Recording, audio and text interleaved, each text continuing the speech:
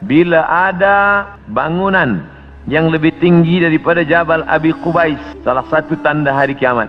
Hari ini kita melihat Jabal Abi Qubais dulu bukit yang paling tinggi. Hari ini Jabal Abi Qubais lah yang paling rendah. Alhamdulillahi Rabbil Alamin, wassalatu wassalamu ala ashrafil anbiya'i wal mursalin, sayyidina wa maulana Muhammadin wa ala alihi wa ashabihi wa man da'a bida'watihi wa istanna bisunnatihi ila yaumi liqa'i rabbih wa ba'du. Subhanaka la ilma lana illa ma 'allamtana innaka antal alimul hakim. Rabbi shrah li sadri wa yassir li amri wa hlul 'uqdatam min lisani yafqahu qawli. Yang sama-sama kita hormati pengerusi masjid, hadirin hadirat, muslimin muslimat, insyaallah kita semua dimuliakan Allah Subhanahu wa taala. Amin ya rabbal alamin. Ada setengah golongan bahkan agama yang mengatakan bahwa hari kiamat itu tidak ada, kerana alam semesta ini qadim, kekal abadi. Maka dibantah dalam sifat 20. Wujud, qidam, baqa, mukhalafatuhu lil hawadith. Qiyamuhu binafsihi wahdaniyah, qudrat, iradat, ilmun, hayat, sama', basar, kalam. Ini disusun oleh akidah Asy'ariyah untuk membantah orang yang mengatakan ada dua yang qadim selain daripada Allah Subhanahu wa taala. Yang wujud sebenar wujud Allah, sedangkan kita wujud kerana kita diwujudkan. Ada yang maha mewujudkan, yaitu wajibul wujud Allah. Wujud qidam, kekal. Yang qidam itu qadim Allah Subhanahu wa taala. Bila ada orang mengatakan bahawa alam ini qadim, maka syiriklah dia, kerana ada dua yang qadim, Allah dan alam. Maka dalam Islam kita diajarkan an tu'mina billah wa malaikatihi wa kutubihi wa rusulihi wal yaumil akhir, bahawa dunia akan berakhir dan kita semua akan mati dan alam semesta ini akan hancur.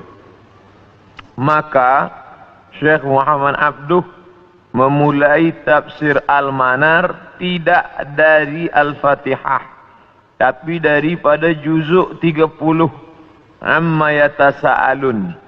Sebab juzuk 30 itu banyak bercerita tentang hari kiamat.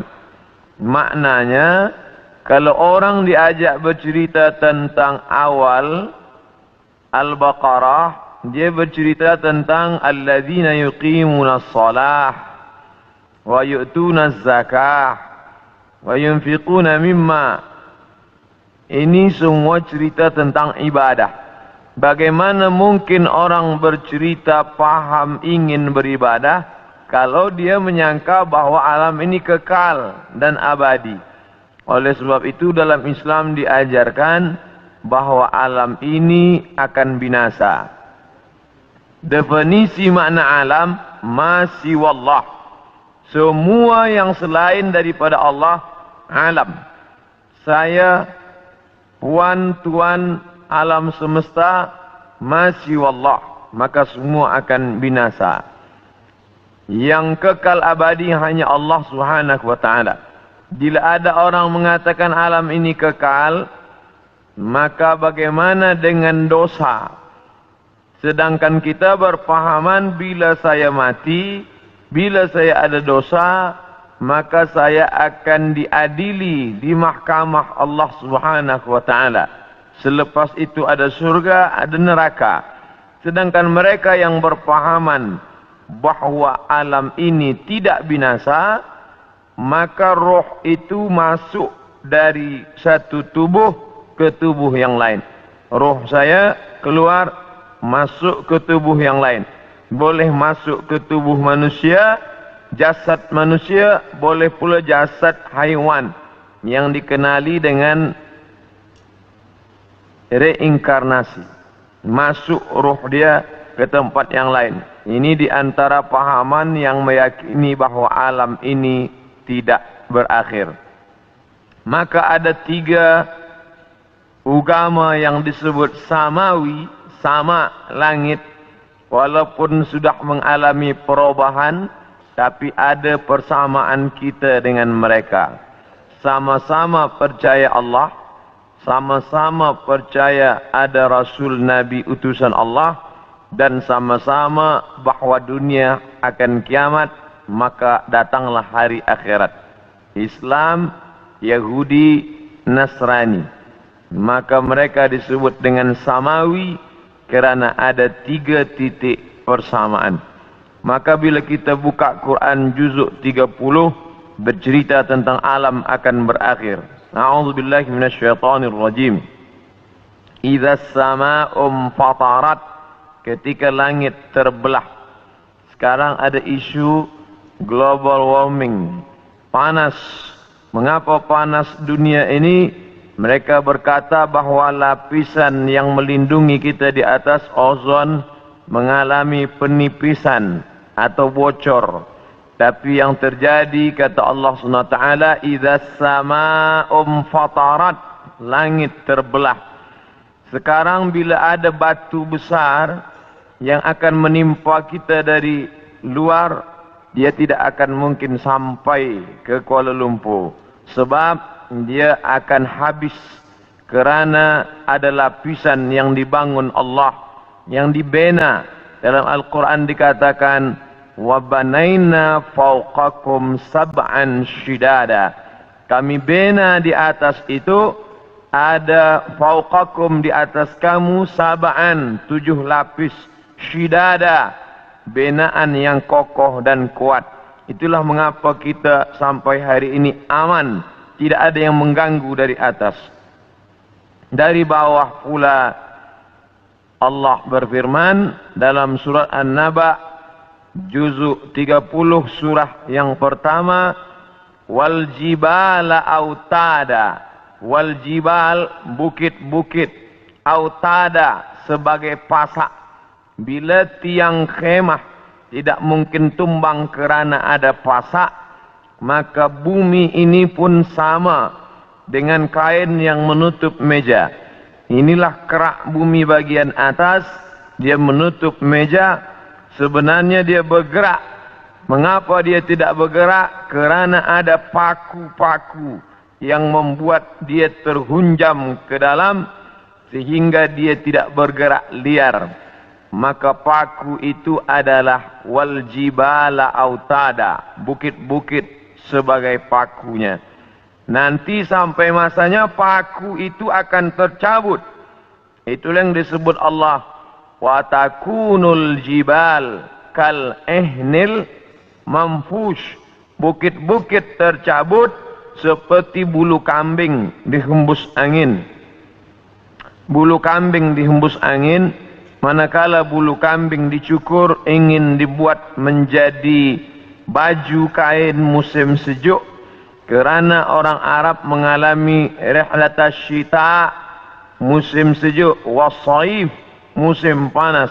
Sejuk bersangatan, haranya bulu kambing yang boleh membuat tubuh menjadi tahan. Mereka cukur bulu kambing, diletakkan di atas tikar, datang angin kencang berhembus. Watakunul jibalu kal ihnil manfush. Bila bulu kambing, bila bukit-bukit yang besar itu tercabut seperti bulu kambing, maka bumi pun bergerak dan kita di atasnya pun bergoncang. Itulah yang dikatakan dalam Al-Quran, wataran nasa sukara. Engkau pandang manusia itu sukara, mabuk. Wa ma hum bisukara. Sebenarnya mereka tidak mabuk. Bila kita tengok ada orang mabuk, dia berjalan bergoncang, begitulah bayangan nanti hari kiamat terjadi. Wataran nasa sukara, engkau lihat mereka mabuk. Wa ma hum bisukara, sebenarnya bukan mereka itu mabuk. walakin azab Allahi syadid, tapi azab Allah amat sangat keras, sehingga seakan-akan mereka mabuk kerana bumi bergoncang, daun-daun bertiup dan pokok-pokok kayu tumbang. Idza sama'un fatarat wa idzal kawakibun tasarat. Apa yang ada bintang gemintang seperti tasbih yang diputus, maka berjatuhanlah dia. Wa idzal biharu fujirat. 13 tahun yang lampau tsunami menyerang Aceh, meninggal lebih 200.000 orang. Itu baru satu pantai yang naik ke atas. Bagaimana bila idzal biharu fujirat, semua lautan ini naik ke darat? Kita tahu bahwa alam ini lebih banyak laut daripada darat. Nah, laut ini naik ke atas darat. Wa idzal biharu fujirat wa idzal quburu bu'athirat. Ketika yang dikubur dibangkitkan, alimat nafsun, maka saat itu sadarlah diri, ma qaddamat wa akharat, apa yang sudah dia lakukan. Itulah gambaran dalam Al-Quran, dalam banyak surah. Idza syamsu kuwirat, ketika matahari digulung. Idza sama'un fatarat, kita langit terbelah. Dari mulai surat An-Naba sampai An-Nas, itu kebanyakan bercerita tentang hari kiamat. Maka saya sendiri pernah mengajarkan tafsir surah-surah pendek. Kerana dengan mengkaji tafsir surah pendek ini, juzuk 30, membangkitkan rasa takut kepada Allah, memahami bahawa alam ini akan berakhir dan dunia akan kiamat. Nah, yang jadi masalah bila dia terjadi. Maka datanglah seorang sahabat bertanya kepada Nabi Muhammad sallallahu alaihi wasallam, "Ya Rasulullah, mata sa'ah, bila kiamat itu terjadi?" Nabi tak jawab. Itu menunjukkan bahawa Allah tidak berikan wahyu kepada Nabi untuk menetapkan hari, menetapkan hari, bulan, tahun. Nabi tidak menjawab, tapi Nabi balik bertanya, "Ma'adat talaha?" Siapa tadi yang bertanya? Manakala Nabi menyampaikan tazkirah, orang ini bertanya, "Mata sa'ah?" Nabi diam saja. Nabi terus berikan tazkirah. Selepas itu baru Nabi tanya, "Aina sa'il?" Siapa yang bertanya tadi? "Saya ya Rasulullah." Lalu kata Rasulullah, "Ma'adat talaha?" Apa yang sudah kau siapkan untuk hari kiamat itu? Menunjukkan bahawa hari, bulan dan tahunnya tidak diketahui siapapun. Bila hari ini beredar berita bahawa ada tulisan, ada orang yang mengetahui hari kiamat, maka bercanggah dengan Quran dan sunnah Rasulullah sallallahu alaihi wasallam. Kerana Nabi tidak pernah membicarakan itu kepada Sayyidina Abu Bakar, Umar, Uthman wa Ali wa an kulli sahabati Rasulillah ajma'in. Sedangkan Al-Quran jelas-jelas, a'udzubillahi minasyaitonir rajim, yas'alunaka 'anis sa'ati ayyana mursaha. Mereka bertanya kepada engkau tentang hari kiamat, bila terjadinya. La ya'lamuha illahu, tidak ada yang tahu kecuali hanya Allah subhanahu wa ta'ala. Tapi masalah tanda-tandanya, maka Nabi banyak bercerita.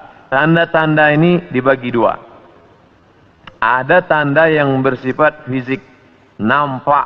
Di antaranya ucapan Nabi, tatawul al-bunyan, berlomba-lomba membuat bangunan tower yang tinggi. Itu sudah tampak hari ini. Bahkan Imam Sun'ani menyebutkan, bila ada binaan, bangunan yang lebih tinggi daripada Jabal Abi Qubais, salah satu tanda hari kiamat. Hari ini kita melihat Jabal Abi Qubais dulu bukit yang paling tinggi di samping Ka'bah. Hari ini Jabal Abi Qubais lah yang paling rendah. Jabal Abi Qubais di belakang Bukit Safa. Bila kita naik ke atas Bukit Safa, ingin memulai sa'i menghadap ke arah kiblat, tepat di belakang kita Jabal Abi Qubais yang dipotong, dikerat, kemudian di atasnya dibina istana Raja Fahad. Dulu kerana Makkah itu seperti kuali, lalu kemudian di tengah itu Ka'bah, maka bukit-bukit di sekeliling yang paling tinggi adalah Jabal Abi Qubais. Hari ini Jabal Abi Qubais paling rendah, ditambah gedung-gedung tinggi dan Zamzam Tower paling tinggi. Maka ini salah satu tanda fizik yang nampak oleh mata. Lalu kemudian tentang bagaimana seorang ibu antalidal amatu rabbataha, seorang budak hamba sahaya melahirkan tuannya. Ini pun juga physically nampak dia oleh mata. Ada dua makna bahawa seorang hamba sahaya melahirkan tuannya. Yang pertama maknanya ketika umat Islam berkuasa, lalu kemudian dia menguasai suatu kawasan, maka perempuan-perempuan itu menjadi budak, dan budak-budak ini melahirkan anak-anak yang merdeka. Maka maknanya Islam punya kekuasaan yang luas. Akhirnya ibunya budak hamba sahaya, anaknya orang merdeka. Makna pertama. Sedangkan makna yang kedua adalah antalidal amatu rabbataha, maknanya seorang ibu melahirkan anak dan anaknya menderhaka sehingga seolah-olah ibu menjadi budak dan anak menjadi tuan. Ini pun fizik, nampak dengan nyata. Saya termasuk suka mengkaji tanda-tanda yang tampak, tapi sebenarnya yang lebih condong daripada hadis-hadis itu adalah bukan benda, tapi condong kepada maknawi. Makna yang terkandung di balik suatu ucapan Nabi sallallahu alaihi wasallam. Maka pada kesempatan ini kita akan bahaskan satu daripada banyak hadis diriwayatkan oleh Abdurrahman ibnu Sakhar Ad-Dawsi, atau biasa dikenali dengan nama Abu Hurairah radhiyallahu an. Hadis ini ada dalam kitab Sahih Al-Bukhari. Apa kata Nabi? La taqumus sa'ah. Hari kiamat tidak akan terjadi hatta hingga yuqbadal ilmu. Yang pertama, dalam hadis ini ada 6 tanda. Ini yang akan kita bahaskan. Yang pertama, yuqbadal ilmu. Ilmu dicabut. Inna Allah la yaqbidul ilma intiza'an. Allah tidak mencabut ilmu seperti mencabut pokok kayu dengan akarnya sekali. Lalu bagaimana ilmu itu tercabut? Bi mautil ulama, dengan meninggalnya ulama. Ketika Imam Syafi'i meninggal, maka berapa cabang ilmu hilang. Imam Syafi'i alim dalam bahasa Arab, Imam Syafi'i alim dalam tafsir, Imam Syafi'i alim dalam fiqh, Imam Syafi'i alim dalam hadis, bahkan bergelar Nasirus Sunnah. Imam Syafi'i yang pertama kali menyusun usul fiqh.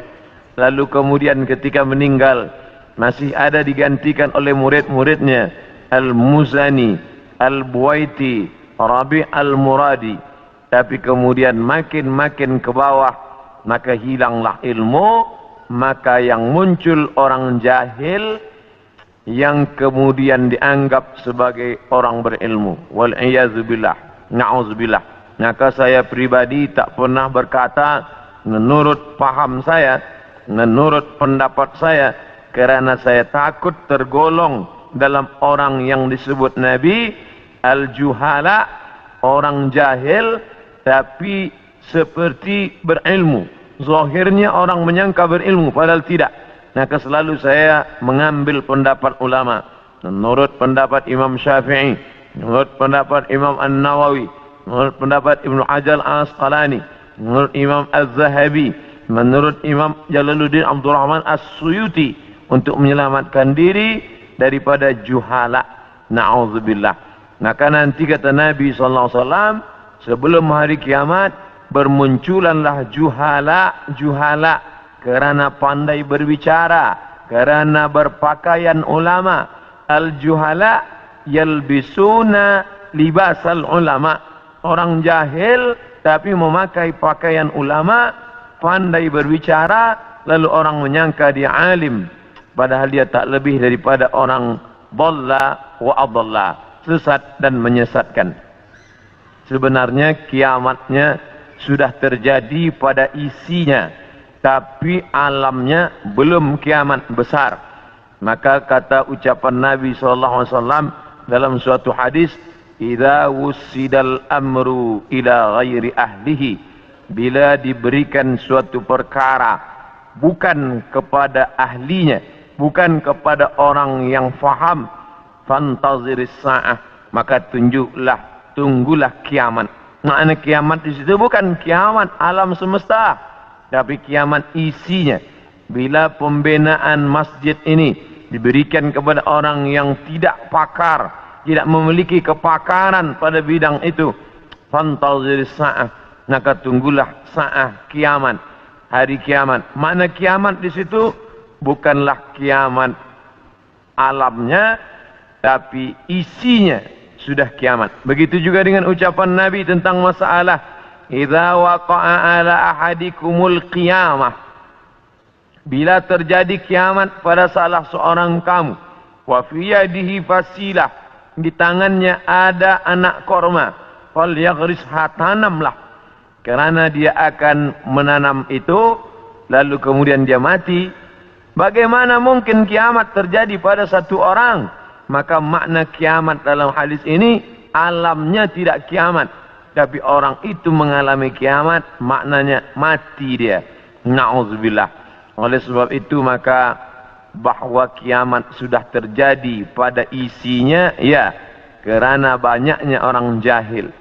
Oleh sebab itu alhamdulillah kita di Malaysia masih ada para ulama, masih ada para mufti, masih ada para habaib.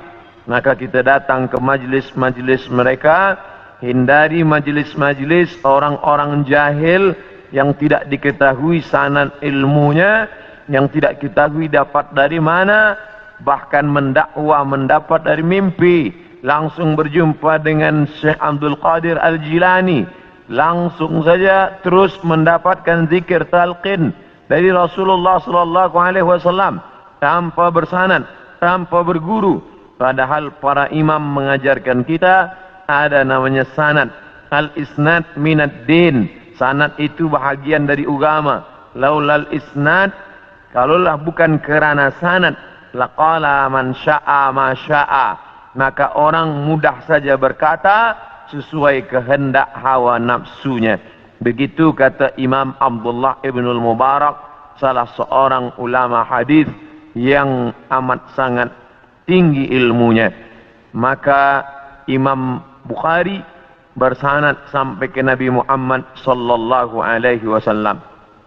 Imam Bukhari mendapatkan hadis itu dari gurunya, namanya Abdullah ibnu Maslamah. Abdullah ibnu Maslamah mendapatkan dari gurunya, namanya Malik bin Anas. Malik bin Anas mendapatkan dari gurunya, namanya Abu Zinad. Abu Zinad mendapatkan dari gurunya, namanya Al-A'raj. Al-A'raj mendapatkan dari gurunya, namanya Abu Hurairah. Abu Hurairah mendapatkan dari gurunya, namanya Sayyidina wa Maulana Muhammad sallallahu alaihi wasallam. Dan di antara sanad itu mesti diteliti pula, orang ini mestilah adil. Makna adil menjauhi dosa besar, menghindari dosa kecil. Lawan daripada kata adil adalah fasik. Wallahu la yahdil qaumal fasiqin. Allah tak berikan hidayah kepada orang yang fasik.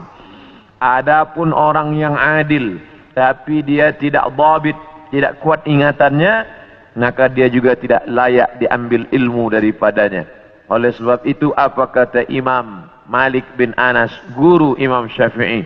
Makamnya di Baqi di samping Masjid Nabawi, meninggal tahun 179 Hijrah. aku berjumpa dengan 70 orang di dalam masjid ini. Maksudnya Masjid Nabawi di Madinah. Andai aku minta satu di antara mereka berdoa, maka turun hujan. Saking makbulnya doa mereka. Tapi tidak aku ambil hadis satu pun dari ke-70 orang itu. 70 orang. Zuhud, ahli ibadah, abid, banyak ibadahnya. Kabul doanya. Andai ku minta satu orang berdoa, turun hujan. Begitulah kabulnya. Tapi aku tidak mengambil ilmu dari mereka kerana tidak dhabit, kuat ingatannya. Begitulah ulama menapis supaya jangan sampai mengambil ilmu daripada orang jahil.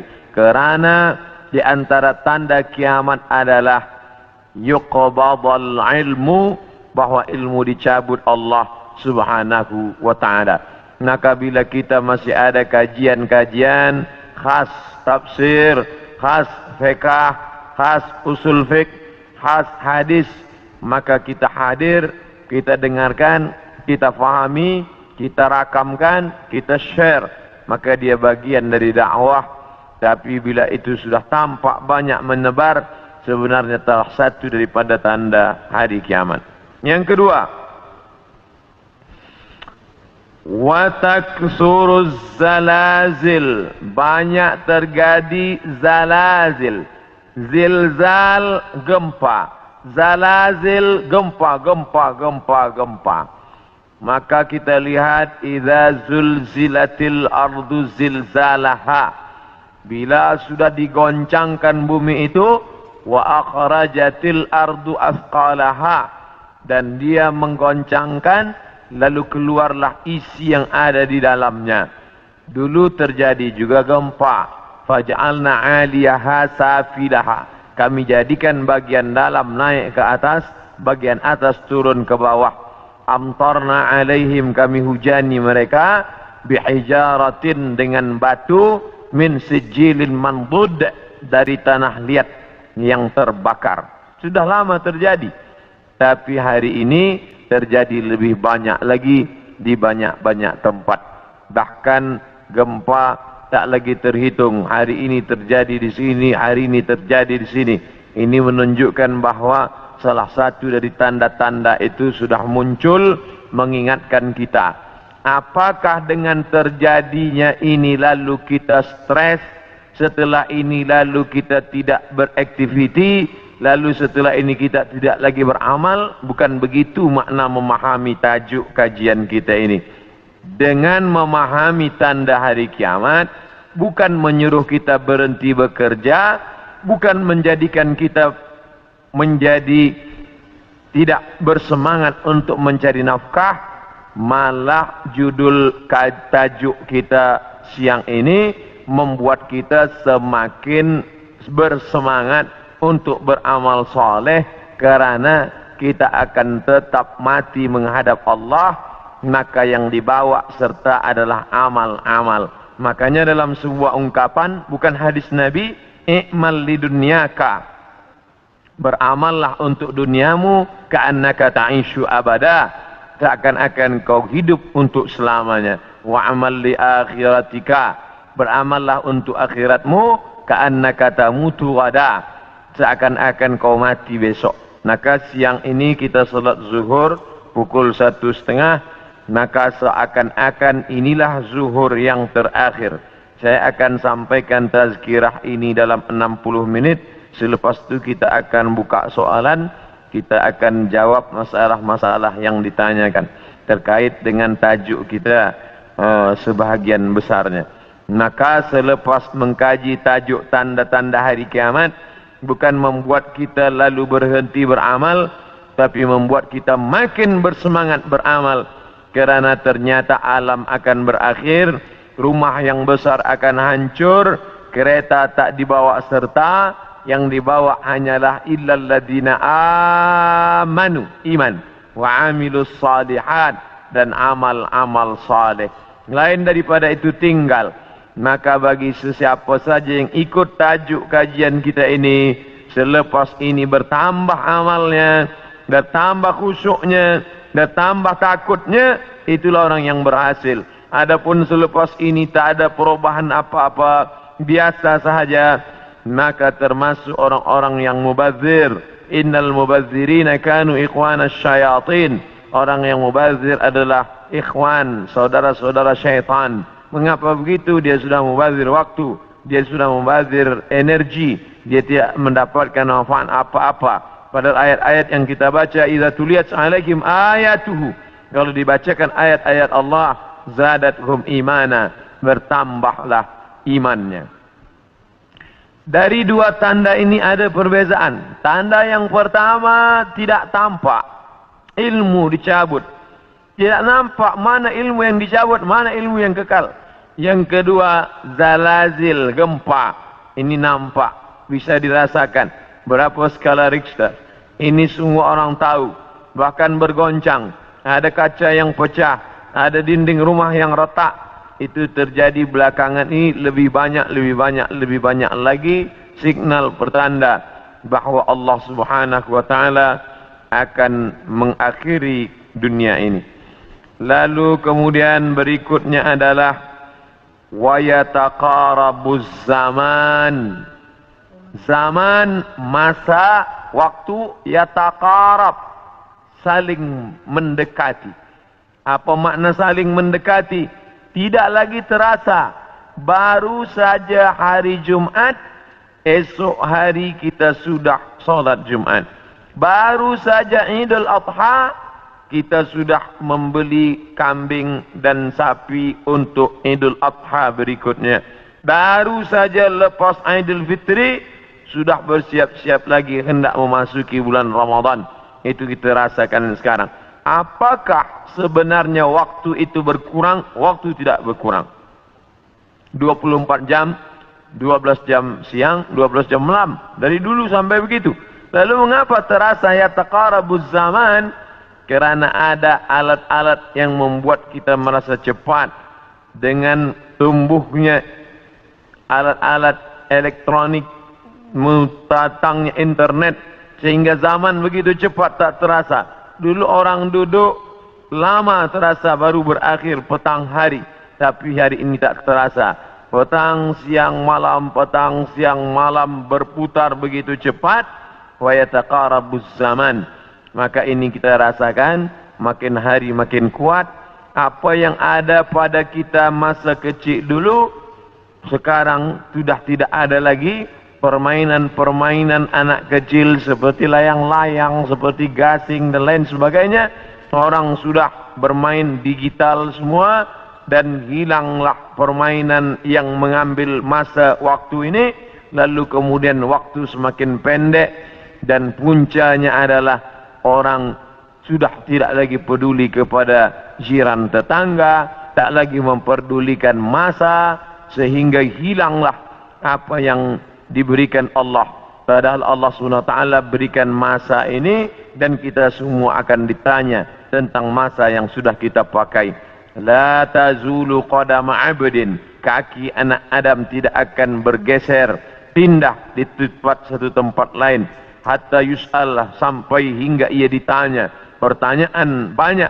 Tus'alunna yawma idzin 'anil na'im. Kamu akan ditanya tentang banyak pertanyaan. Tapi satu di antara pertanyaan itu adalah an umrihi fima afnah, umur kemana saja kamu pakai. Maka pertanyaan yang paling banyak tak dapat dijawab oleh manusia adalah umur, usia, kemana saja kau pakai yang dititipkan Allah Subhanahu wa taala. Wa yataqarabuz zaman, waktu semakin dekat. Yang keempat, wa tazharul fitan, banyak terjadi fitan. Fitan jamak daripada fitnah. Fitnah terjadi. Berbagai macam fitnah terjadi. Kita lihat ada fitnah Sunni Syiah, ada fitnah khalqil Quran, ada fitnah Ahmadiyah, ada fitnah Khawarij, ada fitnah Rafidah. Berbagai macam fitnah. Fitnah di grup WhatsApp, fitnah di Facebook, fitnah di Twitter, fitnah. Ini fitnah makin banyak. Dulu orang datang menceritakan aib orang lain, hanya berdua saja dia dengan jirannya. Hari ini orang berkelompok-kelompok membuat grup-grup fitnah hingga semakin besar, semakin habis waktu disebabkan itu semua. Dulu orang bila ingin memfitnah, maka dia datang ke suatu tempat, tapi hari ini dia tidak keluar dari rumahnya, tapi dia sudah mampu menyebarkan fitnah-fitnah. Makna fitnah ada dua. Yang pertama, tohmah, tuduhan-tuduhan tanpa bukti. Yang kedua, makna fitnah adalah membunuh. Makna fitnah adalah menyiksa. Banyak penyiksaan. Berapa kali kita tidak sanggup menyaksikan video bagaimana penyiksaan muslimin di Rohingya. Bagaimana anak-anak gadis Rohingya dijual, lalu kemudian di India dijadikan sebagai orang-orang tidak baik. Bagaimana penyiksaan yang dilakukan oleh Burma kepada muslimin Arakan Rohingya. Bagaimana kemudian yang terjadi di Palestina hari ini sampai hari ini tetap berlanjutan terus. Na'udzubillah. Maka betul kata Nabi SAW, kalau sudah dekat masa hari kiamat, maka yang terjadi adalah yaksurul fitan, maka banyaklah fitnah-fitnah terjadi. Makanya selalu sebelum salam kita katakan, Allahumma inni a'udzubika min azabi jahannam, jauhkan kami daripada azab jahannam, wa min azabil qabri, daripada azab kubur, wa min fitnatil mahya wal mamat, jauhkan kami dari fitnah hidup dan mati. Fitnah mati, azab. Dua fitnah mati. Azab kubur dan kemudian azab di akhirat. Tapi ada fitnah yang luar biasa, fitnatul mahya, fitnah ketika dalam hidup pun dia sudah merasakan fitnah-fitnah yang luar biasa. A'udzubillah. Yang selanjutnya, yang kelima, yaitu yaksurul haraj. Haraj, kata Nabi, wa huwal qatslu, pembunuhan yang banyak. Bagaimana mereka boleh menghabisi kaum muslimin bertetangga dekat. Slobodan Milosevic ingin menghabisi semua etnis Bosnia Hersek, habis semuanya. Itu terjadi tahun 90-an. Lalu kemudian sekarang berdamai. Lalu kemudian bagaimana pembantaian di Irak. Dari sejak mulai Presiden Amerika sampailah yang terakhir, terus mereka membantai umat Islam. Lalu kemudian terjadi pula yang terakhir, tidak berakhir sampai hari ini. Sampai Presiden Amerika mengatakan ini adalah ibu kota Israel. Dengan mengakui itu sebagai ibu kota Israel, maka semua orang yang berada di dalam itu tidak lagi diakui sebagai orang Palestina. Efek daripada itu adalah bahwa ini tidak lagi dianggap sebagai milik umat Islam, tapi justru sebagai orang Islam yang memiliki tempat ibadah di tanah orang kafir. Na'udzubillah. Oleh sebab itu, maka banyaklah al-haraj, pembunuhan. Dulu pun ada juga pembunuhan, betul, tak salah. Ada Romawi membunuh Persia, Persia membunuh Rom. Itu biasa, itu terjadi. Tapi zaman sekarang pembunuhan merajalela karena alat untuk membunuh itu diciptakan lebih banyak. Senjata-senjata dari besi diciptakan lebih banyak lagi untuk menghabisi umat manusia. Maka itulah yang dikatakan Nabi, yakfirul haraj. Apa salah kita? Mengapa kita dihidupkan Allah di zaman ini? Mengapa kita tak hidup di zaman Abu Bakar, Umar, Uthman wa Ali? Maka ada kabar gembira dari Nabi SAW. Al-ibadatu fil haraj. Orang yang tetap istiqamah beribadah fil haraj. Ketika banyak pembunuhan ini, tetap imannya kuat, tetap dia istiqamah. Kahijratin ilayya, seperti orang yang berhijrah kepada Nabi Muhammad sallallahu alaihi wasallam.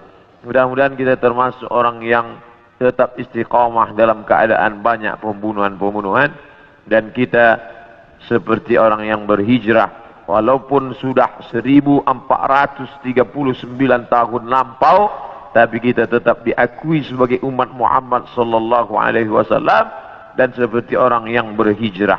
Makanya sekarang ada orang istilah ini adalah hijrah saya, ini adalah momen hijrah saya. Sebenarnya tidak lagi ada hijrah. La hijrata ba'dal fath. Setelah pembebasan kota Makkah, tidak lagi ada hijrah. Yang dimaksud hijrah adalah pindah dari batil kepada hak, pindah dari syirik kepada tauhid, pindah dari jahil kepada ilm. Itulah makna daripada hijrah. Kemudian yang keenam, hatta yaksura fikumul mal fayafidhu. Banyak orang yang melimpah ruah hartanya sampai yafidhu, seperti air yang penuh tumpah. Banyak orang-orang kaya. Dulu orang hanya kaya tapi masih ada batasnya. Sekarang ada orang yang amat sangat kaya tanpa batas, tapi tidak tahu lagi dia mau dibuat kemana kekayaan ini. Dan itu terjadi hari ini. Dulu orang kaya kerana dia berniaga, bekerja. Ada orang kaya karena dia menjual emas. Ada orang kaya karena dia beternak sapi, kambing. Ada orang kaya karena dia membuat kolam ikan. Artinya dia bekerja, keluar peluh keringatnya baru dia kaya. Hari ini ada orang yang duduk-duduk saja, tapi kekayaannya amat sangat melimpah ruah. Maka apa yang dikatakan Nabi SAW terwujud hari ini, yang menunjukkan hari kiamat itu hampir saja terjadi. Bahkan ketika Isra Mi'raj pun Nabi melihat ada seorang perempuan tua yang melambaikan tangannya memanggil. Lalu Nabi bertanya kepada Jibril alaihissalam, siapa itu Jibril? Jibril menjawab, itulah dunia yang sudah tua. Walaupun sudah tua dia tetap berhias kerana dia tak ingin tua. Dunia dengan usianya yang tua hampir kiamat, dia tetap berhias dengan perhiasan-perhiasan harta benda, dengan benaan-benaan yang besar. Tapi sebenarnya dia semakin tua, dan sampai masanya terjadilah apa yang dikatakan Allah Subhanahu wa taala, hancur semuanya, berkeping tak bermakna sama sekali. Maka ini salah satu tanda yang dikatakan Nabi sallallahu alaihi wasallam. Kemudian hadis berikutnya disebutkan juga dalam Sahih Al-Bukhari. Apa kata Nabi sallallahu alaihi wasallam? Tetap dari Abu Hurairah. La taqumus sa'ah, tidak terjadi hari kiamat hatta yanzila fikum ibnu Maryam, sampai datang anak Maryam. Yang dimaksud dengan anak Maryam adalah Nabi Isa alaihissalam, hakaman muqsitan, sebagai seorang hakim yang adil. Mungkin keadilan susah didapatkan dari manusia yang condong kepada harta dan hawa nafsu, tapi kerana dia seorang nabi, bukankah dia sudah mati, meninggal dunia? Barrafa'ullah wa ma qataluhu, mereka tidak berhasil membunuhnya. Wa ma salabuhu, mereka tidak berhasil menyalibnya. Walakin syubbiha lahum, ada orang lain yang diserupakan wajahnya dengan Isa. Dialah Yudas Iskariot, dialah Yahuza yang kemudian ditangkap oleh tentera daripada Yahudi yang benci akan Isa, dan mereka menyalibnya di tiang Golgota, dan mereka mengatakan inilah dia. Maka kata Allah, wa ma qataluhu yaqina, mereka tidak yakin seyakin-yakinnya tentang itu. Sampai akhirnya pada tahun 324 terjadilah konsili, pertemuan ijma' pertemuan seluruh pendeta-pendeta, dan mereka berhasil menyepakati di sebuah kota bernama Nisea. Sekarang letaknya di Turki. Yang dulu kota itu besar, dibina oleh seorang raja bernama Konstantinopel, yang kemudian kota itu dirubah oleh Muhammad Al-Fatih menjadi kota Islambul. Islambul, kota Islam, negeri Islam, yang berubah menjadi Istanbul. Maka di sana ada satu tempat bernama Nisea. Di Nisea inilah mereka bersepakat bahwa Isa adalah anak Tuhan. Bagian, padahal itu tidak ada disebutkan dalam Injil, tidak ada dalam wahyu Allah Subhanahu wa taala. Yu'arrifunal kalima amma wadhihi, mereka merubah-rubah kalimat yang ada dalam kitab suci sesuai dengan kemauan kehendak hawa nafsu mereka. Maka mereka tidak berhasil membunuhnya. Barrafa'allah, Allah mengangkatnya dan dia belum meninggal dunia sampai masanya menjelang hari kiamat. Nabi Muhammad SAW bercerita bahwa Nabi Isa ini akan turun menjadi pemimpin yang adil. Apakah dia membawa syariat baru lalu menasakh syariat Muhammad SAW? Tidak. Dia menghidupkan lagi sunnah-sunnah Rasulullah SAW. Dia menjadi imam di masjid. Dia mengajak orang salat berjamaah.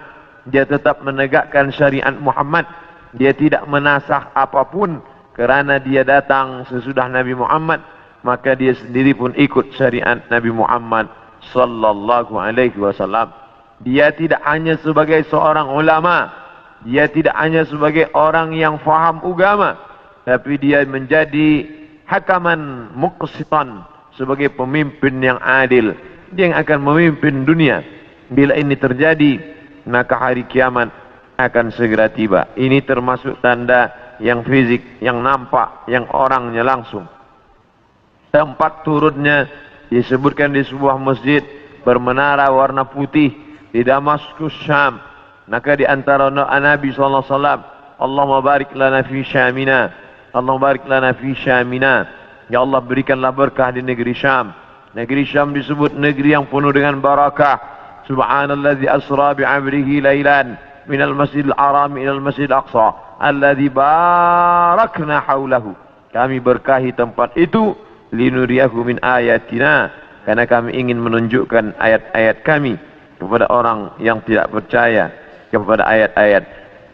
Bahwa Nabi Isa datang tidak membawa syariat baru, tapi dia membatalkan syariat yang sudah dirubah oleh para pendeta. Di antaranya mereka mengatakan bahwa Nabi Isa meninggal dunia tergantung di pelang salib. Maka dibantah. Fayaksirus salib, dia menghancurkan salib. Salib bahasa Arab, salib bahasa kita, palang salib. Maka Nabi Isa datang menghancurkan salib. Ini menunjukkan bahwa akidah salib itu batil, tidak dibenarkan. Karena andai dia benar, pasti Nabi Isa melanjutkannya. Yang menghancurkannya Nabi Isa sendiri. Yang mengatakan itu patung dia, maka itu dibantah oleh Al-Quran. Wa ma qataluhu, mereka tidak membunuhnya. Wa ma salabuhu, mereka tidak menyalibnya. Walakin syubbiha lahum, ada orang lain yang diserupakan dengannya. Bila ada orang berkata, kamu jangan kaji-kaji agama kami, jangan bahas-bahas agama kami, urus sajalah agama kamu. Lakum dinukum waliyadin.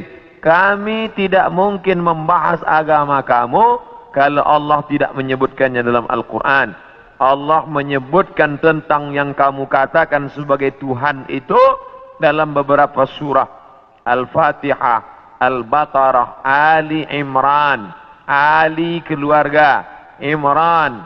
Imran punya anak bernama Maryam. Maryam punya anak laki-laki bernama Isa. Dan Imran punya istri bernama Hannah. Hannah punya saudari perempuan, melahirkan anak laki-laki bernama Yahya. Dan Yahya punya ayah bernama Zakaria. Maka inilah keluarga yang kecil. Ada Imran, ada Hannah, ada adik Hannah, adik yang melahirkan Yahya, nama suaminya Zakaria. Dan Hannah melahirkan anak perempuan bersama Maryam. Dan Maryam punya anak laki-laki bernama Isa alaihissalam. Ini keluarga orang baik-baik. Ini keluarga orang yang soleh. dan mereka itu tidak pernah mengaku dirinya Tuhan. Mal Masih ibnu Maryam illa rasul. Al-Masih tak lain tak bukan hanyalah seorang rasul. Qad khalas min qablihi rusul, yang sebelumnya sudah ada rasul-rasul, Adam, Idris, Nuh, Salih, Ilyas, Ilyasa, Zakaria, Musa, Yahya, Zulkifli, Daud, Sulaiman, Ayyub, semuanya meninggal dunia. Maka Nabi Nabi Isa alaihissalam pun juga akan meninggal. Hanya saja dia meninggal tidak seperti Nabi yang lain. Hidupnya habis, berakhir. Nabi Isa akan datang sekali lagi dan dia akan menghancurkan salib-salib. Berikutnya, wa yaqtulul khinzir, dia akan membunuh babi. Apa makna membunuh babi? Kerana mereka menghalalkan babi, seakan-akan babi itu halal, padahal Nabi Isa tidak makan babi. Lalu siapa yang merubah ajaran Isa sehingga mereka menghalalkan babi? Maka yang merubah adalah Paulus. Kata Paulus, sejak Isa disalib menebus dosa manusia, maka semua binatang menjadi halal. Begitu juga dengan khitan. Nabi Ibrahim berkhitan, turun kepada Nabi Musa berkhitan, turun kepada Nabi Isa berkhitan. Tapi dipesongkan, diselewengkan oleh Paulus. Paulus yang bernama Saul tidak pernah belajar kepada Isa, tapi lalu kemudian mengaku diangkat sebagai rasul oleh Isa, maka disebut namanya dengan Rasul Paulus. Maka ini dibantah oleh Al-Quran sama sekali.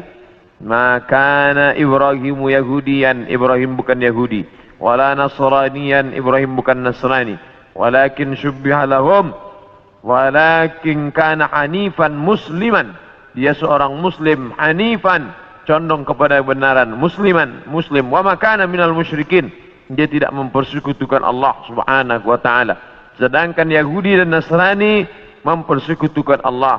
Yahudi mempersekutukan Allah dengan Uzair. Wa qalatil yahudu Uzairun ibnullah, orang Yahudi berkata Uzair anak Allah. Sedangkan Nasrani mempersekutukan Allah dengan Yesus, dengan Isa. Wa qala an-nasara al-masih ibnullah, Nasrani berkata Al-Masih anak Allah. Maka Al-Quran membantah. Bila ada orang mengatakan jangan kaji-kaji tentang agama orang lain, kita tidak mengkaji agama orang lain. Kita sedang mengkaji Al-Quran, kitab suci kita yang bercerita tentang penyelewengan ajaran Nabi Isa alaihissalam. Ini mesti diluruskan, karena yang kita kaji adalah Al-Quran dan sunnah Nabi Muhammad sallallahu alaihi wasallam. Wa yada'ul jizyah, Nabi membatalkan jizyah, upeti, pajak yang sebelumnya diterapkan oleh Raja Romawi dan Persia. Mereka hidup dengan cawan-cawan emas, pakaian sutra, tempat tidur yang tebal, dengan banyak-banyak pasangan, dengan istana yang megah. Padahal dari cukai, dari pajak yang dikutip dari setiap masyarakat. Maka datanglah Nabi Isa alaihissalam membantah itu semua perbuatan yang batil, bahwa itu perbuatan zalim, menganiaya orang susah. Maka dia menghapuskan itu.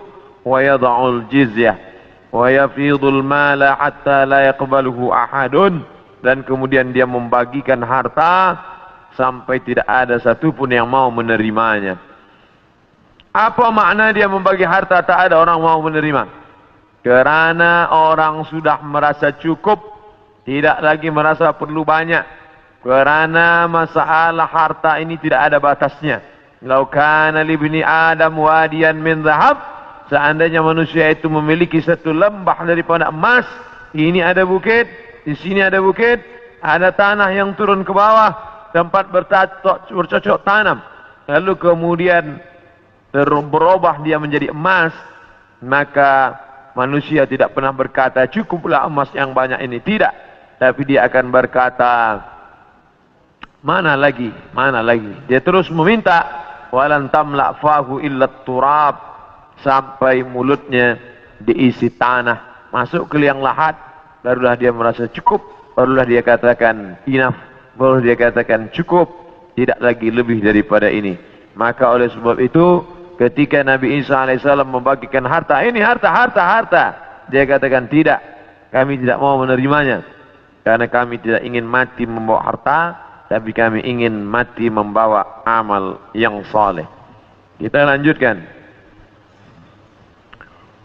Yang terakhir, hadis masih dari Abu Hurairah radhiyallahu anhu. Kitabnya Sahih Bukhari.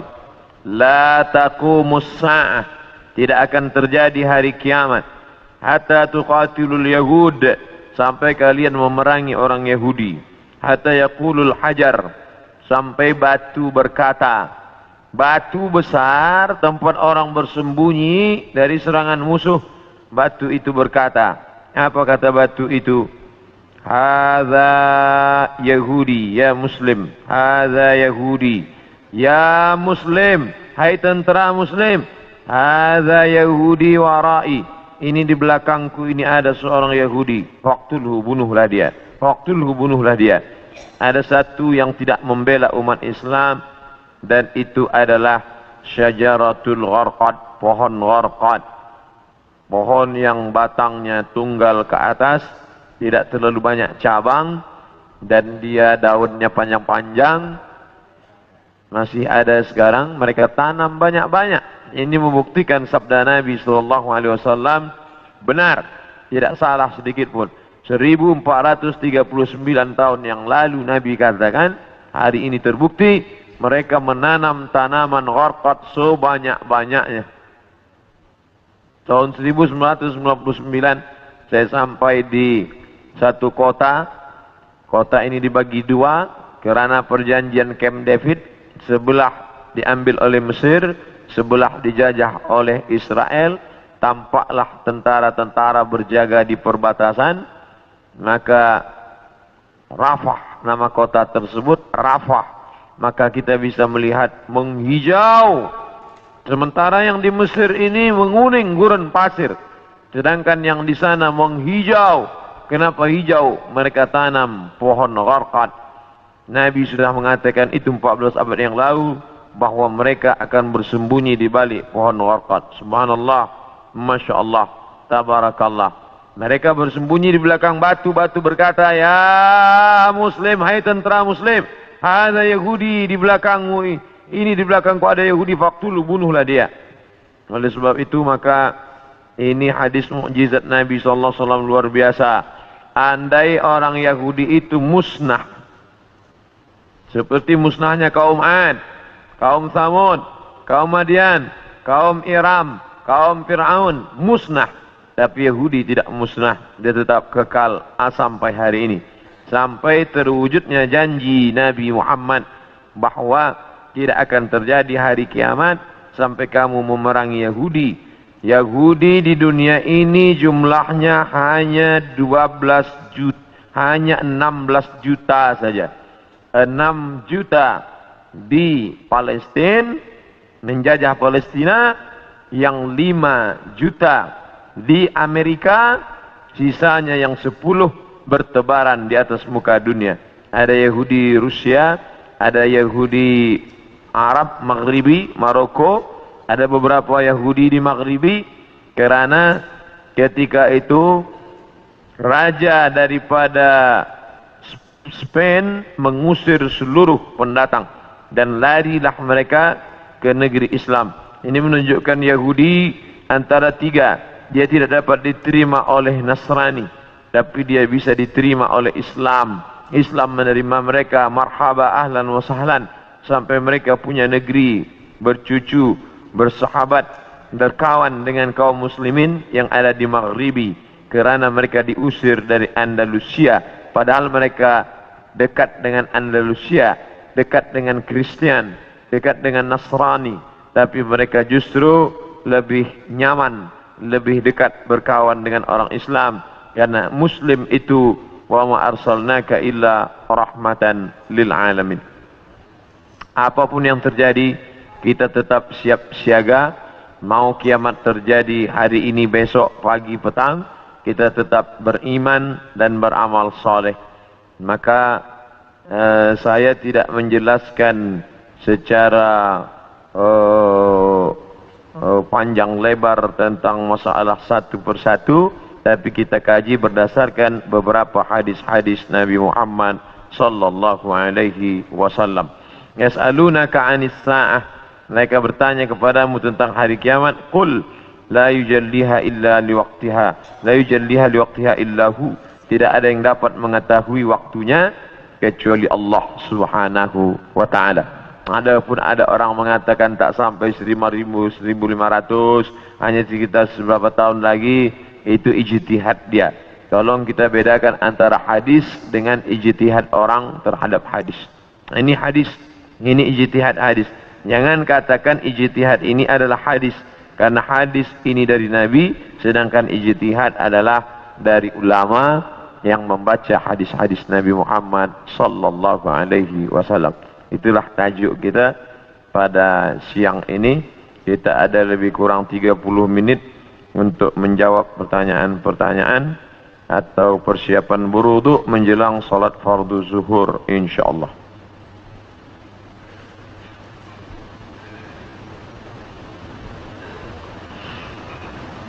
Apa hukum membaca Quran digital?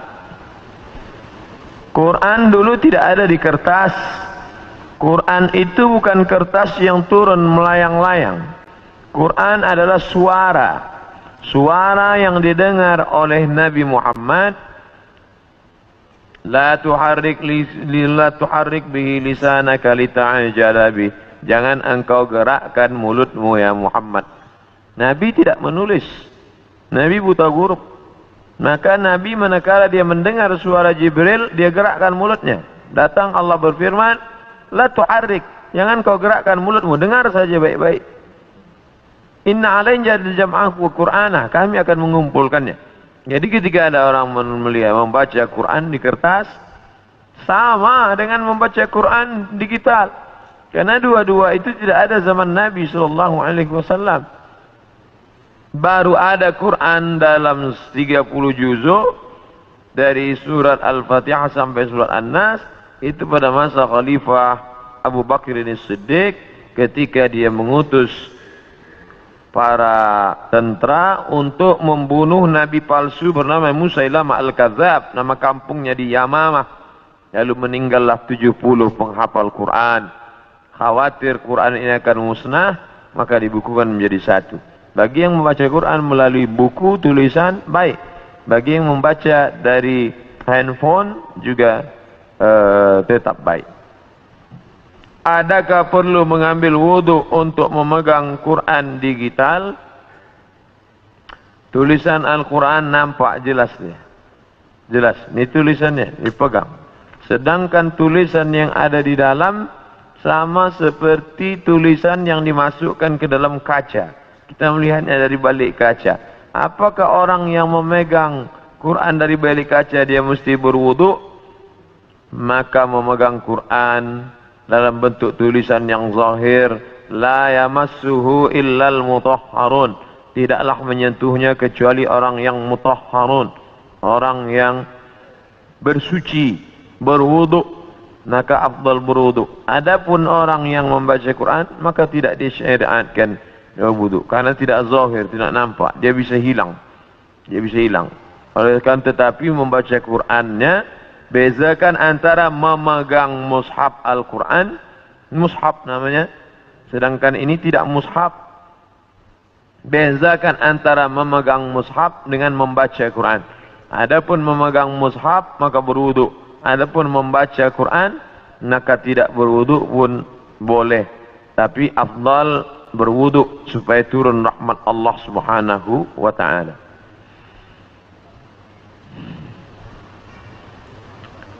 Adakah berdosa melangkah handphone yang ada Quran digital?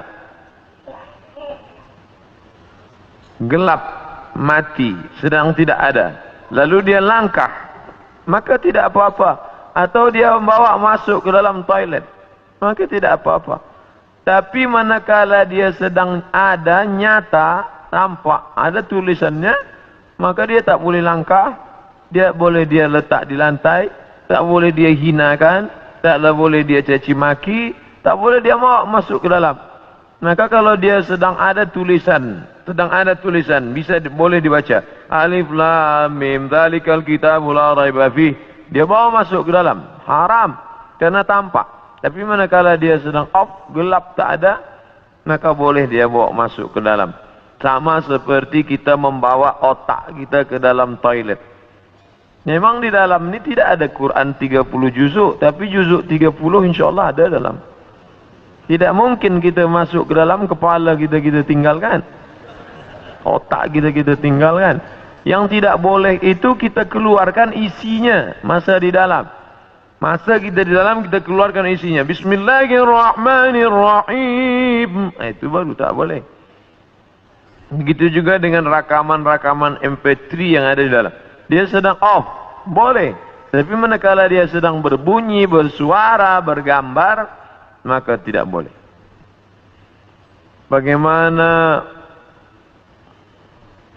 Bagaimana Islam disebarkan dengan kekerasan? Benarkah Islam disebarkan dengan kekerasan perang?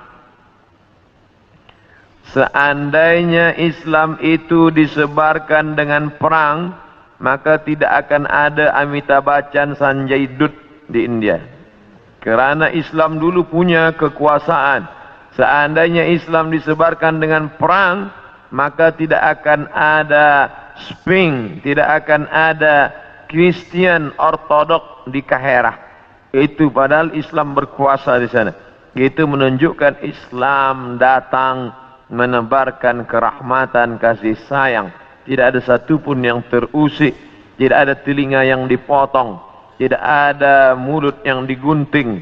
Ketika sahabat mengatakan hadza yaumul malhamah, ini hari balas dendam, mari kita balas mereka. Nabi berkata hadza yaumul marhamah, ini hari berkasih sayang. Disitulah turun ayat idza jaa nasrullahi wal fath wa ra'aitan nasa yadkhuluna fi dinillahi afwaja fasabbih bihamdi rabbika wastaghfir innahu kana tawwaba. Berapa tahun Nabi berkuasa, berapa tahun sahabat berkuasa di Palestina? Mengapa gereja masih tetap berdiri? Mengapa tidak ada mereka yang dibunuh? Itu menunjukkan fitnah bahwa Islam disebarkan dengan kekerasan dan perang. Bagaimana hukum orang Islam mengambil upah membuat tempat ibadah orang kafir bersyubhat? Maka tidak boleh. Ini terkait dengan masalah ibadah. Nabi pindah dari kota Makkah menuju Madinah. Penunjuk jalannya itu Ibnu Uraiqid, non muslim. Boleh, tak masalah. Nabi tidak ada gandum. Nabi gadaikan baju besinya, dia pinjam gandum sebanyak 30 sa'. 30 sa', satu sa' 3 kilogram. 3 darab 3, 90. Boleh, kerana tidak ada mengait dengan ibadah. Tapi kalau sudah terkait dengan ibadah, wala ana abidu ma'abadtum wala antum abiduna ma'abud lakum dinukum waliyadin. Begitu juga tukang emas yang dia buatkan salib sebagai buah rantai, maka dia sudah masuk dalam ibadah. Jangan sampai ibadah tidak ada barakah rezeki dan na'udzubillah mengalir dosa. Apa hukum bekerja di bank konvensional? Bukan bank Islam, bukan Islamic bank. Riba. La'anallahu akilar riba. Allah melaknat yang makan riba. Wa mukilahu, orang yang diberi makan riba. Wa katibahu, pegawai kaki tangan yang menulis mencatatnya. Wa syahidaihi, dua orang yang menjadi saksinya. Kulluhum sawa, mereka itu hukumnya sama semua. Bolehkah guna hadis Rasul untuk promosi perubatan Islam? Boleh. Al-Bazinja, boleh dia baca habbatus sauda sifaun munkil lidah. Daging jual habbatus sauda. Lalu dia tulis besar-besar. Habbatus sauda sifaun minkul lidah. Habbatus sauda obat dari segala macam penyakit. Boleh. Hijamah, bekam, pengobatan cara Nabi SAW. Bahkan ada satu kitab khusus, Tib Nabawi, pengobatan cara Nabi. Boleh. Tapi tak boleh dia tulis Al-Bazinjan Syifa'un min kulli da'. Terong obat dari segala macam penyakit, hadis palsu. Siapa yang membuat? Tukang jual terung. Ya halal. Bolehkah ambil upah daripada perkhidmatan ini? Boleh. Mana dalilnya? Ketika sahabat Nabi datang berjumpa dengan Nabi, ya Rasulullah, ya kami baru saja musafir. Terus dalam masa musafir itu ada kepala suku yang dia sakit. Dia panggil kami untuk bacakan doa. Lalu saya bacakan Fatihah. Saya bacakan Fatihah, dia sembuh dari penyakitnya. Dia bagi kami 30 ekor kambing. Mereka bawa 30 ekor kambing itu ke Madinah. Mereka ceritakan ke Nabi dan Nabi membenarkan. Itu dalil boleh mengambil upah daripada perubatan. Karena Nabi membolehkan upah daripada ruqyah. Akhir zaman ada 73 firqah. Hanya satu yang benar. Apakah yang benar itu? Nabi menjawab. Bukan jawaban dari saya. Apakah firqah yang benar itu? Ma ana alaihi wa ashabi. Jalan yang ditempuh oleh aku dan sahabat-sahabatku. Apa itu? Ahlus sunnah wal jamaah. Jalan yang ditempuh oleh aku, Nabi, wa ashabi dan sahabat-sahabatku. Kita alhamdulillah masih menempuh jalan yang ditempuh oleh Nabi dan sahabat-sahabat Nabi. Ini jalan Nabi, ini jalan sahabat Nabi, ini jalan kita. Kita masih ahlus sunnah wal jamaah. Kita masih solat zuhur. Berarti kita masih ahlus sunnah. Ada orang tak solat zuhur, ada. Dia pejam mata, dia kata solat batin saja cukup. Bukan ahlus sunnah wal jamaah. Kita masih memutuskan perkara dengan bermusyawarat. Wa amruhum syura bainahum. Ada orang yang tak penting musyawarat, bukan ahlus sunnah wal jamaah. Maka selama kita masih berpegang kepada ahlus sunnah, maka kita selamat. Dan kita insyaAllah termasuk dalam golongan yang selamat itu. Amin. Benarkah orang Syiah tidak bersyahadat jika bernikah dengan mereka cara sunni? Adakah sah perkahwinan itu? Syekh Ali Jum'ah, Mufti Mesir, mengatakan kita tak boleh bersama dengan mereka disebabkan oleh 5 perkara. Yang pertama, mereka mengatakan wajib beriman kepada Imam 12. Sesiapa sahaja yang tidak beriman kepada Imam 12 maka dia kafir. Maka kita ini sebenarnya kafir di mata mereka. 2, mereka mengatakan selepas Nabi Muhammad meninggal maka yang berhak menjadi pengganti adalah Ali. Maka Abu Bakar dan Umar adalah orang yang merampas kekuasaan Ali. Maka mereka mengkafirkan sahabat Nabi. Sahabat Nabi itu kafir kecuali Miqdad bin Aswad, Abu Dzar Al-Ghifari, Salman Al-Farisi. Lain daripada itu kafir. Mereka mengkafirkan sahabat. Sedangkan kita setiap kali disebut nama sahabat, Abu Bakar ini Siddiq radhiyallahu an, Umar ibn Khattab radhiyallahu an, Uthman ibn Affan radhiyallahu an. Sedangkan mereka mengatakan Abu Bakar Siddiq laknatullah alaih. Maka kata Sayyid Habib Muhammad bin Ahmad, Muhammad bin Alawi bin Abbas Al-Hasani Al-Maliki Al-Khatul Ahmar, bila engkau pandang, bila engkau dengar ada seorang ulama mencaci maki sahabat Nabi, Khatul Ahmar, itu garis merah, red line, bahawa kita tidak lagi boleh bersama dengan mereka. Sesiapa saja yang mengkafirkan sahabat Nabi, dan ciri khas daripada mereka adalah mengkafirkan sahabat Nabi. 3, mereka tidak mengakui Al-Quran. Kerana Al-Quran yang ada sekarang penuh dengan tahrif, perubahan. Yang merubahnya siapa? Abu Bakar, Umar, Uthman. Di dalam Al-Quran itu sebenarnya banyak nama-nama Sayyidina Ali, tapi telah dibuang kerana Abu Bakar dan Umar membenci Ali. Begitu tohmah tuduhan mereka kepada Abu Bakar dan Umar. 4, mereka taqiyah. Taqiyah maknanya bila dia duduk bersama orang Sunni, kita tanya dia, awak Sunni ke Syi'i? Dia kata saya Sunni. Tapi manakala dia duduk banyak dengan orang Syiah, dia katakan saya Syi'i. Ini namanya taqiyah. Ini pun tidak boleh kita berdebat dengan mereka. sebab mereka susah untuk mengenali identiti dia. Yang kelima, mereka meyakini bada. Bada ya bedu, bada. Itulah maka dalam Quran itu ada nasakh mansukh. Kerana Allah tidak tahu apa yang terjadi di masa akan datang. Allah ciptakan khamar, Allah tak tahu bahawa orang akan mabuk dengan khamar ini. Maka Allah halalkan khamar. Selepas orang tadi mabuk, lalu Allah haramkan khamar. Maka ada nasakh mansukh. Mereka meyakini dalam akidah mereka bada, yaitu Tuhan tak tahu apa yang terjadi esok hari. Nah ini 5 poin ini yang membuat kita tak boleh duduk bersama dengan Syiah. Benarkah apa maksud hadis orang yang beramal dengan amalan ahli surga hingga jarak sehasta, tapi takdir Allah ia lakukan amal ahli neraka hingga ia masuk neraka? Hadis ini dijelaskan oleh Syekh Muhammad Sa'id Ramadan Al-Buti dalam masalah takdir. Jangan gara-gara hadis ini orang tidak mau beramal. Kamu tak ada gunanya beramal baik. Nanti sudah sejengkal lagi mau masuk surga tak jadi. Sebab ternyata engkau sudah tertulis di Lauhul Mahfuz menjadi penghuni neraka. Bukan itu maknanya. Bagi yang sudah beramal, jangan riak. Kerana yang akan dinilai di akhir nanti adalah husnul khatimah, yaitu istiqamah. Bagi kamu para pendosa, pezina, peminum khamar, jangan berputus asa, karena yang akan dinilai pada akhirnya, maka segeralah bertobat.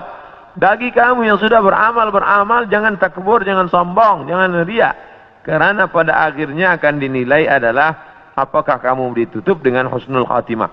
Itulah makna hadis itu bila dia digabungkan dengan hadis-hadis yang lain. Maka untuk memahami satu hadis, tidak boleh satu hadis itu dipaham sendiri tanpa dibantu oleh hadis yang lain. Maka ada satu kitab tulisan Syekh Yusuf Al-Qaradawi, judulnya Kaifa Nata'amal Ma'as Sunnah. Bagaimana kita memahami sunnah, tidak boleh mengambil satu hukum dari satu hadis. Bagaimana hukumnya kita selalu memaki hamun ulama, guru-guru kerana perbezaan politik?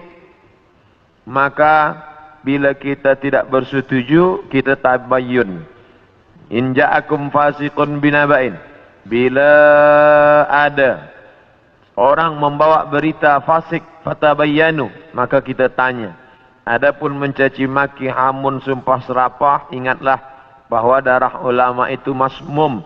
Darah daging ulama itu beracun. Bila darah daging beracun dimakan oleh singa serigala, dia akan mati. Maka jangan sampai kita menderhaka, mencaci maki ulama. Andai saya berbeza pendapat dengan Tuan Fulan kerana satu masalah, saya tetap hormati dia. Jangan kerana satu hari hujan hilang kemarau setahun. Boleh jadi dia berbeza dengan kita dalam satu masalah, tapi dalam 99 masalah dia sama dengan kita. Saya seorang akhwat, alhamdulillah baru mengenal hijrah. Apa hukumnya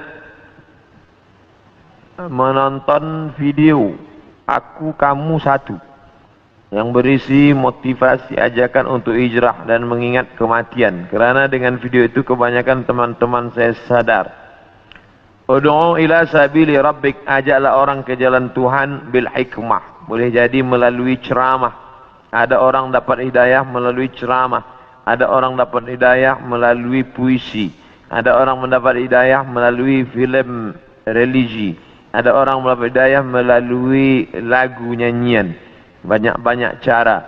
Maka bagi pemuda-pemuda yang memiliki bakat, ada aktiviti dia yang dia punya keahlian, kepakaran, maka yang boleh membuat video-video pendek, bagaimana orang boleh tergugah hatinya kerana ada orang yang tak gemarkan ceramah, tapi dia boleh suka pada video yang boleh membuat dia ingat kepada mati, ingat kepada orang susah. Banyak sekali kita lihat di internet, YouTube, yang boleh menggugah perasaan manusia sehingga dia kembali kepada taubat nasuha. Ketika muncul Dajjal masih ada peluang untuk dia bertaubat. Bagaimana nak selamatkan golongan-golongan yang sudah terpengaruh untuk kembali ke pangkal jalan? Adu'u ila sabili rabbik, ajak orang ke jalan Tuhan. Man ra'a minkum mungkaran, sesiapa yang melihat kemungkaran, falyughayyirhu biyadihi, rubah dengan tangan. Ajak dia, tarik dia. Fa illam yastati' fa bilisani, kalau tidak sanggup bilisan, dengan lidah. Fa illam yastati' fa biqalbi, kalau tak sanggup maka dengan hati. Wa dzalika adhaful iman. Maka kita boleh selamatkan dan kita sendiri pula perkuatkan. Tajuk kita nanti malam adalah tentang masalah kedatangan Dajjal. Mana lebih baik, sama ada kita memaafkan orang yang buat salah dengan kita, atau kita tuntut pahala mereka di akhirat nanti? Lebih baik maaf, mengikut Nabi Muhammad sallallahu alaihi wasallam. Karena maaf diambil dari kata afa ya'fu. Hilang sampai tak berbekas sama sekali. Sebagaimana Nabi memaafkan kafir Quraisy. Ketika Nabi SAW memaafkan kafir Quraisy, pada saat itu tidak ada izhabu, kata Nabi, pergilah kamu antum tulaqa, pergilah kamu hai penduduk Makkah, kamu bebas sebebas-bebasnya, pergilah wa antum tulaqa. Oleh sebab itu maka kita maafkan. Ada balasan pahala yang tidak dapat dihitung. Apa dia? Maaf. Innama yuwaffas sabiruna ajrahum bighairi hisab. Tanpa dapat boleh dihitung kerana banyaknya. Maka kita maafkan.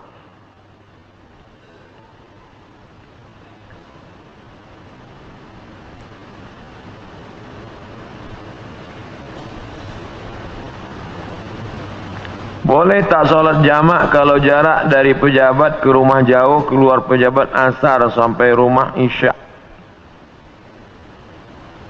Boleh tak solat jamak? Solat jamak qasar hanya pada safar 89 km. Begitu dalam Al-Fiqhul Islami wa Adillatuh. Adapun jamak saja tanpa qasar, hadis riwayat Abdullah bin Abbas pernah dilakukan Nabi sekali saja. Ini tak boleh dijadikan dalil berterusan dia jamak qasar. Kerana pernah sekali saja. Jamak tanpa qasar. Zuhur 4 rakaat, asar 4 rakaat, jamak takdim atau jamak takhir.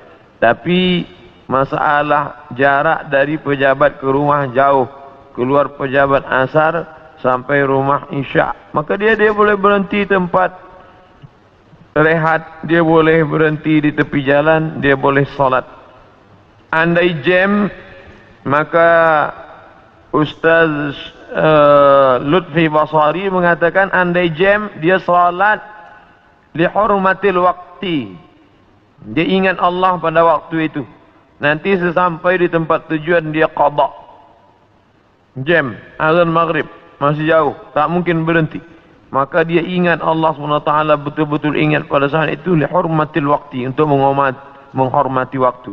Nanti sampai di tempat dia mesti qada.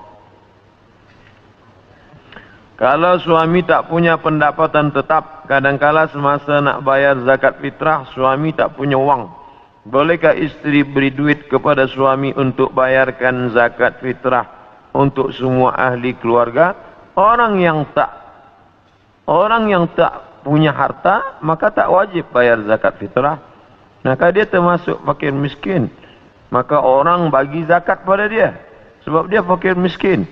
Tapi manakala dia ada yang dibayarkan, ada beras yang untuk dibayarkan, maka dia bayarkan zakat fitrah.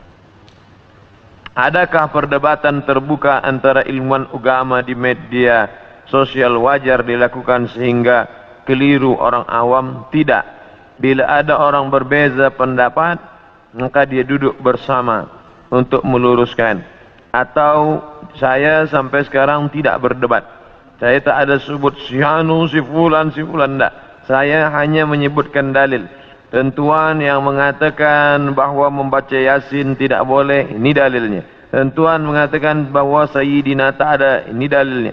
Tentuan yang mengatakan tak ada kenduri arwah, ini dalilnya. Dia tidak pernah memburuk-burukkan orang, mencaci maki, hamun, sumpah serapah. Manhajuna manhajul bayan. Manhaj kita manhaj bayan, menjelaskan bahwa ada orang cut video saya, lalu cut dia dengan lain, lalu dia sambung-sambung seolah-olah ada perdebatan, maka ini kejahatan cybercrime. Bagaimana seorang yang membuat pinjaman riba dalam keadaan jahil, kemudian mengetahuinya haram, apakah yang perlu dilakukannya? Dia mesti bayar, sebab dia sudah ada dalam perjanjian. Andai dia tidak mau bayar, dalam hukum negara dia boleh dituntut di mahkamah. Adakah salah tidak dapat menyayangi anak seperti anak sendiri? Tidak dapat menyayangi anak angkat seperti anak sendiri, beri dia makan, beri dia pakaian, beri dia tempat tinggal, beri dia pendidikan, beri dia perhatian. Adapun masalah hati, maka bukan urusan kita. Hati tentulah condong kepada anak sendiri daripada anak angkat. Maka hati urusan Allah Subhanahu wa taala. Kita bagi saja kewajiban kita, hak dia kita bagi, maka kita selamat insyaAllah. Apa perimeter untuk menukar mazhab? Tidak usah tukar-tukar mazhab. Kita istiqamah saja satu mazhab, kerana pindah-pindah mazhab akan menyebabkan kita tatabbu'ur khas, mencari mudah-mudahnya saja. Masa bersentuh kulit lelaki dengan perempuan, kita pakai mazhab Hanafi. Kerana dalam mazhab Hanafi tidak batal. Tapi manakala berkurban, awak kenapa tak berkurban? Oh, ini mazhab Syafi'i sunan wakat, tapi awak Hanafi. Kalau Hanafi wajib.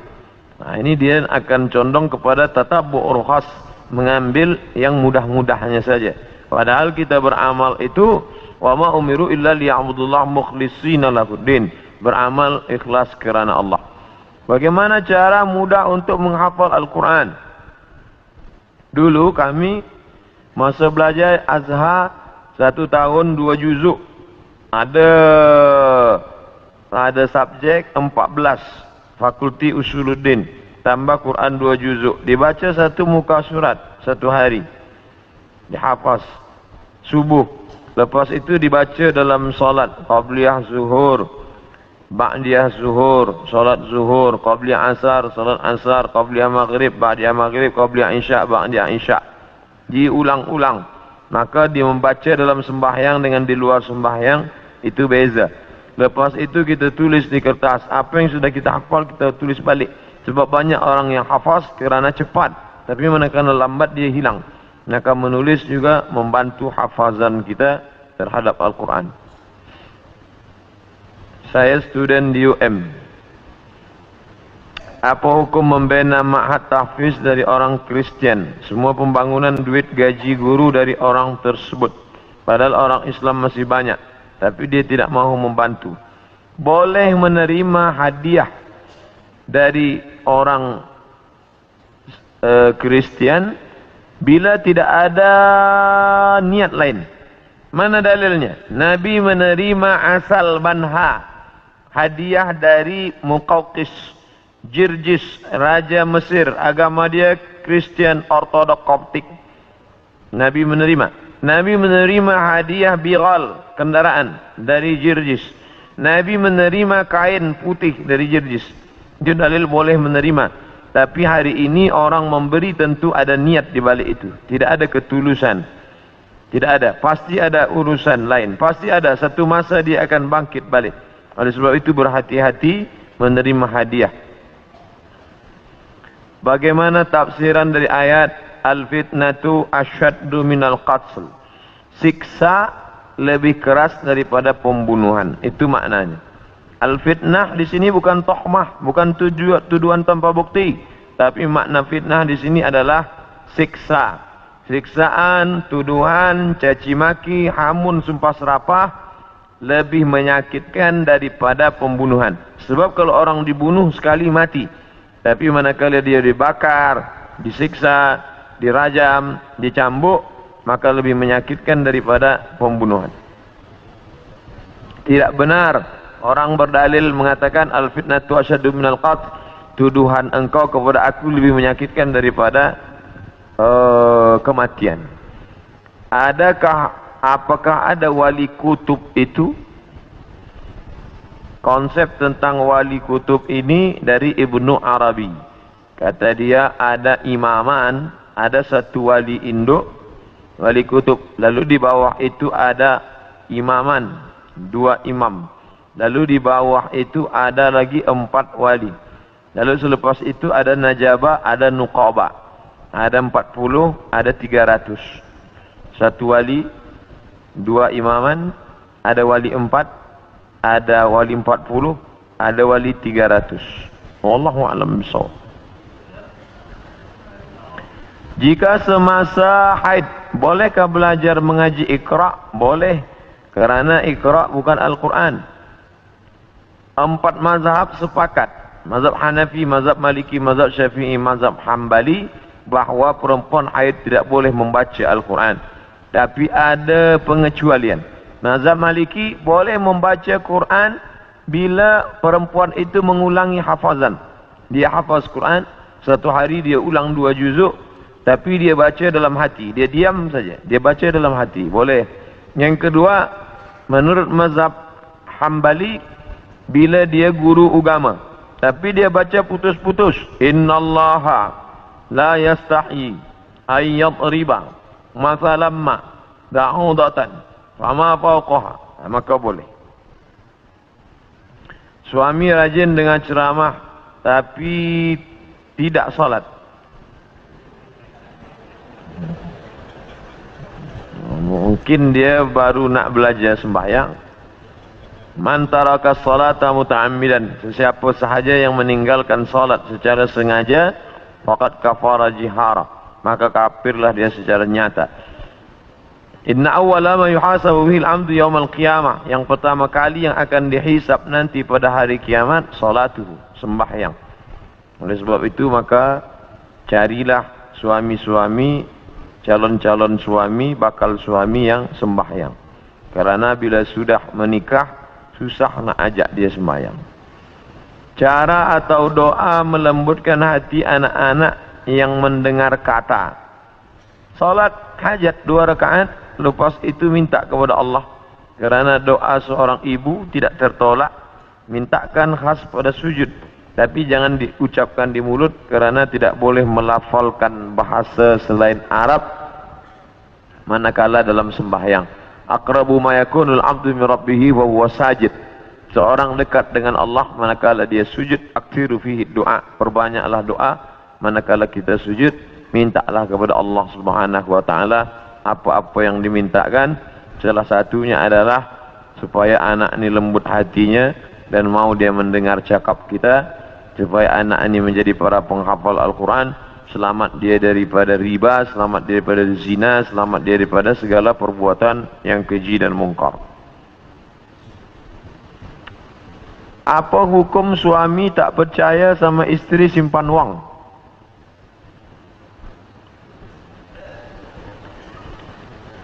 Ini masalah kepercayaan.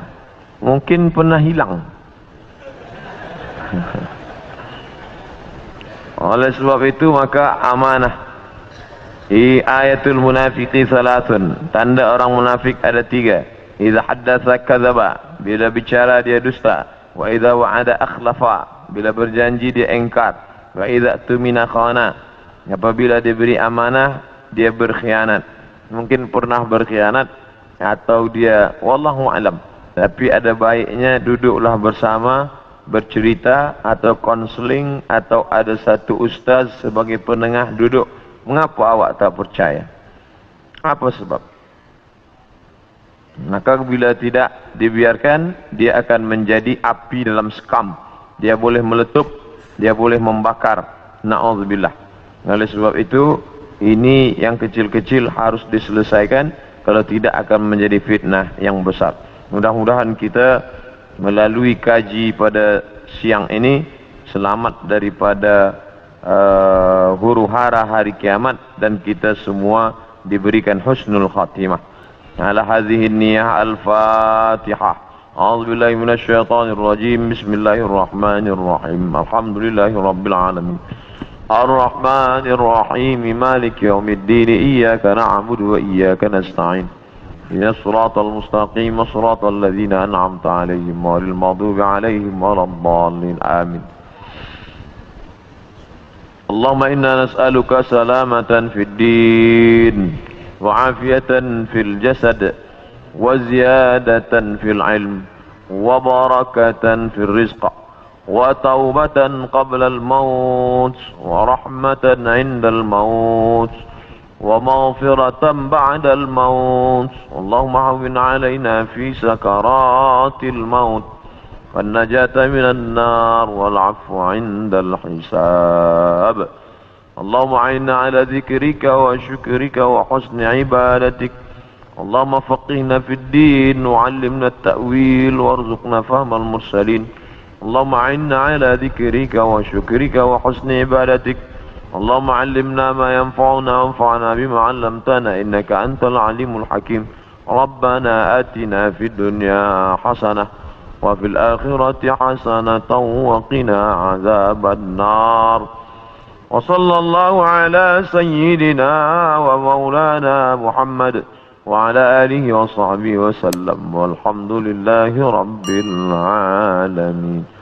تقبل الله منكم minna wa minkum taqabbal ya karim.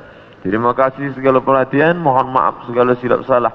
Assalamualaikum warahmatullahi wabarakatuh.